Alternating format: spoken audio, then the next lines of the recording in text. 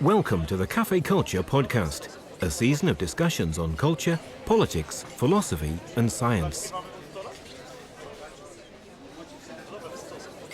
At a talk recorded on the 18th of January 2016, Barry Knight discussed art and the moral imagination.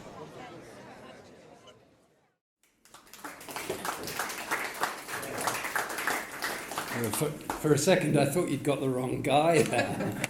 I'm going to talk about us. I'm going to talk about ourselves and our relationship with society. I'm very interested in social change. I've handed out a little book called The Society We Want, which is something I wrote last year for the Webb Memorial Trust. Beatrice Webb was a pioneer, a social pioneer of the welfare state. She provided the intellectual energy for that. And we're trying to modernize her ideas. But the title of this talk comes from art and the moral imagination, comes from an article I wrote in March last year called "Is Access to Art a Human Right?" And I've got some copies here if you want to take one away. And it was a real struggle. I concluded most emphatically yes, that the access to art was a human right. But my starting position was, actually, no, it shouldn't be. There are much more important things than art. And during the period of writing that piece, I completely changed my mind about various kinds of things. And I want to talk a bit about that journey. And I want to talk a bit about how we as ourselves, the importance of you, each one of you, and your personal biography, and how that connects with your society. There are a few of you in this room old enough to remember a book by C. Wright Mills called The Sociological Imagination, which was all about connecting self with society.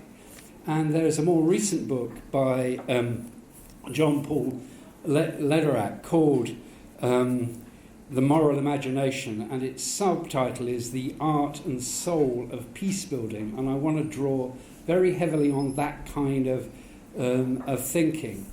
And I want to start with the biography, because when I kind of read the biography that I'd given, there were three kind of dimensions to that. There was a kind of political dimension in terms of wanting to create social change. There was an academic one, because I'm actually a trained statistician. And there's an artistic one, because I'm into jazz and I play it. And there are three very different sides of my personality. And I was thinking, how the hell do they connect? You know, I have to, as a politician, I'm a recovering Marxist. As a statistician, I'm the most pedantic person possible. And people give me sort of T-shirts that say things like, on a scale of 1 to 10, what's the favourite colour of the alphabet? And as a sort of jazz pianist, it's all about soul and it's about feeling and those kinds of things. I sometimes think, what's the real me here? Who am I? Am I this kind of cerebral kind of statistician, or this political activist, or this musician? And where do I stand on those kinds of things? And of course, if you look at neuroscience and the philosophers of Eastern religion say that we aren't one self, we are many different selves. And the illusion of control between those different selves is just that, it's an illusion. We are much less rational than we think. And that led me to think about the question of identity and how we actually connect with identity. And George Orwell's question who looked at a photograph of himself as a 5-year-old on his mother's shelf and said, is that really me? Is that person who's 5 years old, who's different in every respect now from what I was then, the same person? Yes, of course it is, but how different could it be? And it seems to me that there's a real question in terms of our identities, about how we bring together different parts of ourselves.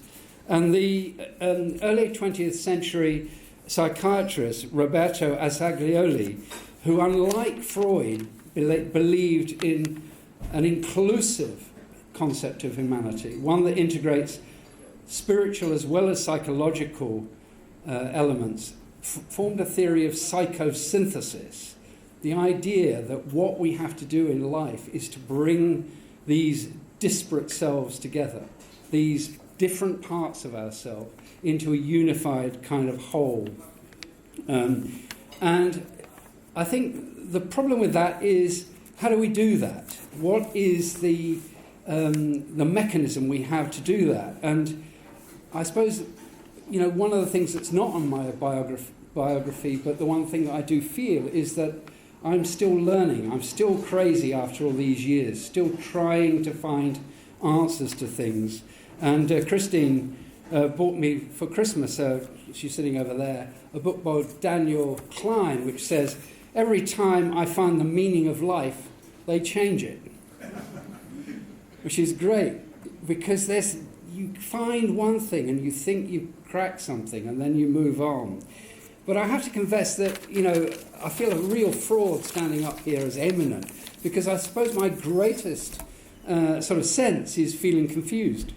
When I die, as somebody who would like to believe in something afterwards but kind of can't, but I'm not an atheist either, it's very clear that I'm later going to the great perhaps in the sky.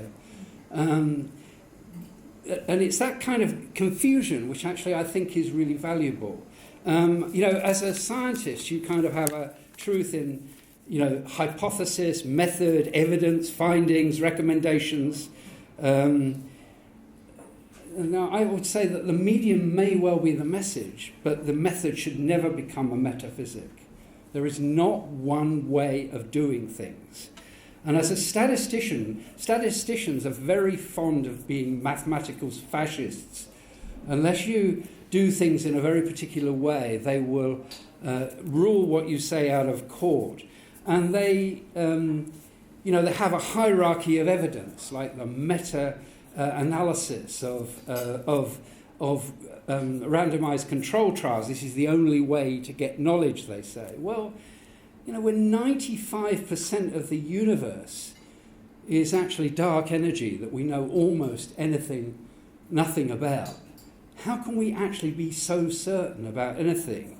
And, the medieval text, the cloud of unknowing, surrender yourself to what you don't know. And I think that not knowing is actually a very good thing. It gives you a sense of openness.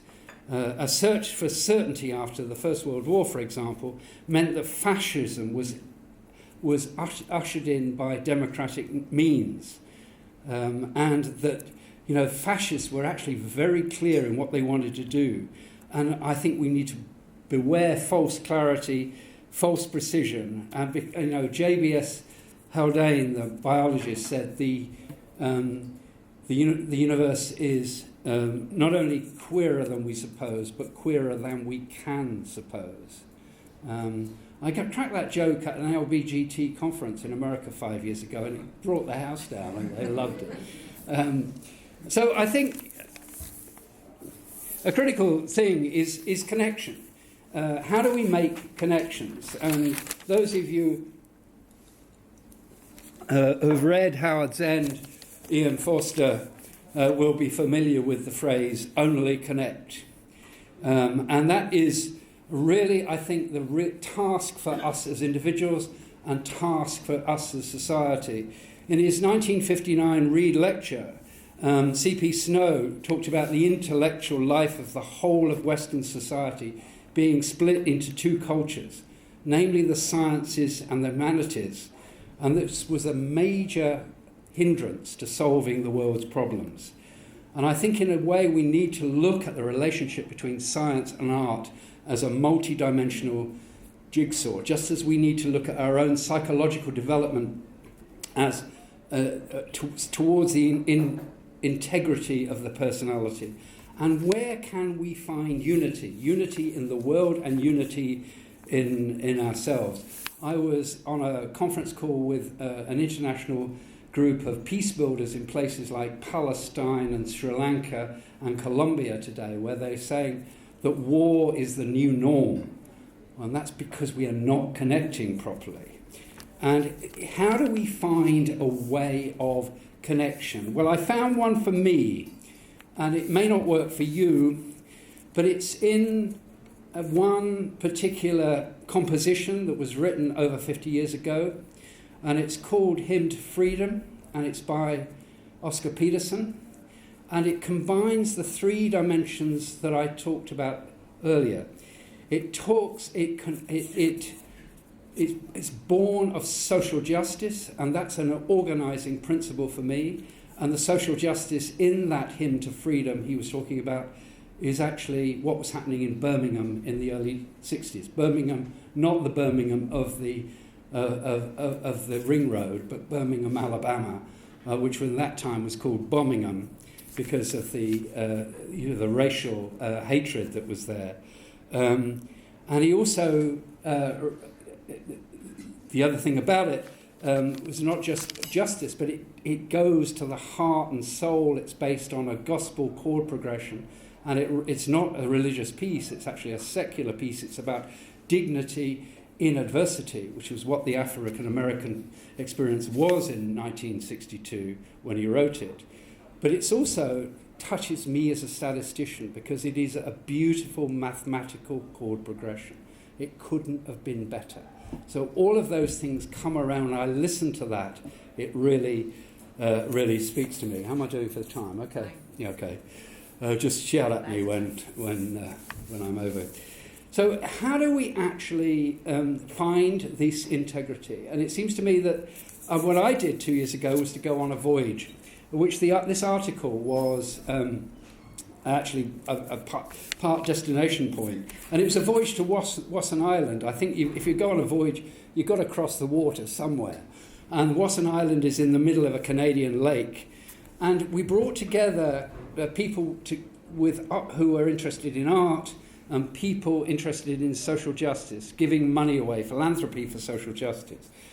And the artists talked in comprehensible jargon, and the social justice people talked in comprehensible jargon. And it was really, really dull. And it felt as if the whole thing was we use art to further the cause of social justice. Well, I believe in art as a cause. I mean, you can see the value of art in the vividness of. I mean, I've just mentioned an example of Oscar Peterson, but are we really saying that art is subservient to something that's materialistic, something that's transcendental, is actually in pursuit of our earthly stuff? And I was kind of struggling because I decided at the end of this that we would write a whole journal piece on that. And we got multiple authors. And I said I would write this piece on is access to art a human right? And then I found Keynes' essay in 1930 about economic possibilities for our grandchildren. And the stereotype of Keynes, J.M. Keynes, was that he was an economist, which he certainly was. But his real desire was actually to liberate the human condition, to create leisure so that everyone could pursue their destinies free from the drudgery of work. And he saw the highest purpose in that was actually artistic endeavour. And you don't need to agree with that. But one of the things which I then researched, and about the question of art, what any art has in common is creativity. And that is what is the unifying force that we all need to use in terms of our own personalities, finding our own destinies, but also connecting that with the world's destinies. And I would suggest creativity, or another word for that is imagination, is in very short supply. And it needs to be a moral imagination, because we need a substantive moral position to create the kind of society we want, which is what I'm struggling with in that little booklet there. And what we tend to have in the social realm, whether it's in the voluntary sector or in the public sector, agencies pursuing poverty reduction, is a logical positive approach of a kind of a log frame. You have various inputs, outputs, processes, outcomes. You've all done the bids of this kind, and it drowsily cutting along a dotted line towards some kind of goal which is not really owned by anyone. And so that in a sense we need to really invest in our own creativity individually and that of society. And if you look back in history and you look at how progress is made, you find often that creativity is the really dominant force. In Beatrice and Sidney Webb, they spent their lives thinking about what kind of social administration would actually work for the future of the country. They were very smart. They hired William Beveridge as their research assistant, and they hired a future Prime Minister, Clement Attlee, as their campaign manager. So they were able to use their ideas and were implemented later.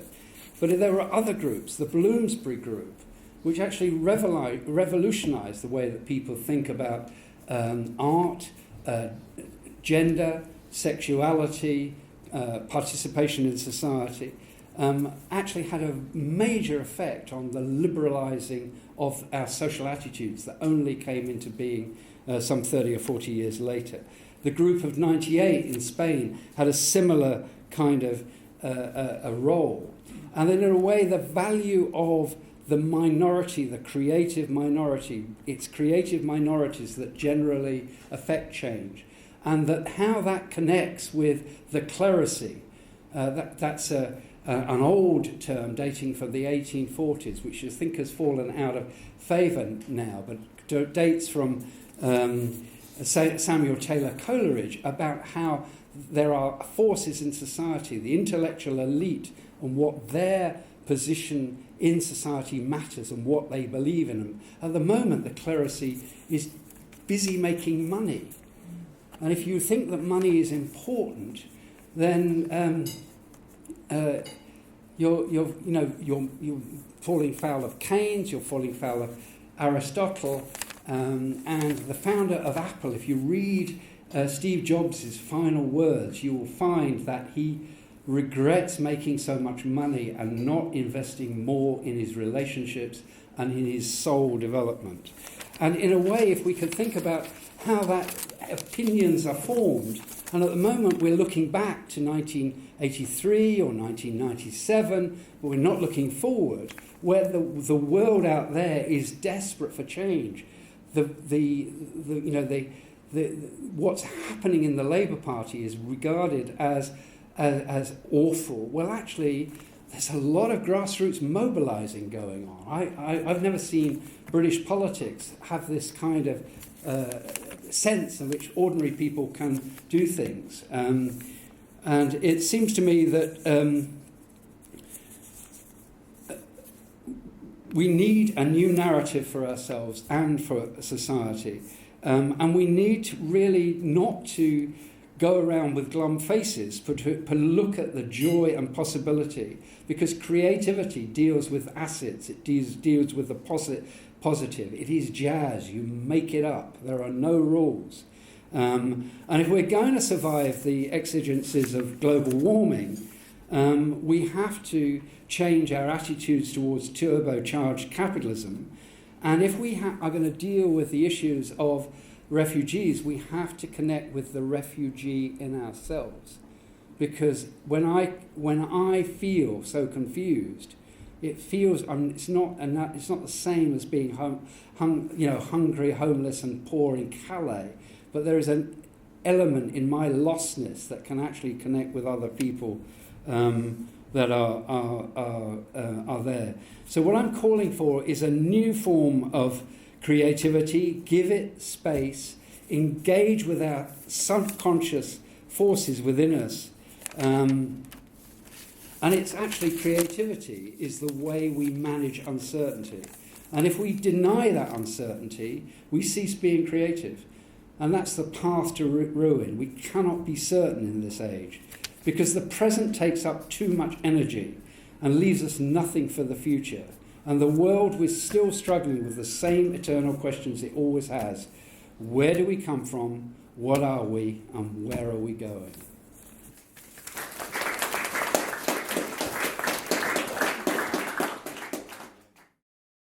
Cafe Culture North East is supported by Newcastle University, Peels and Dance City.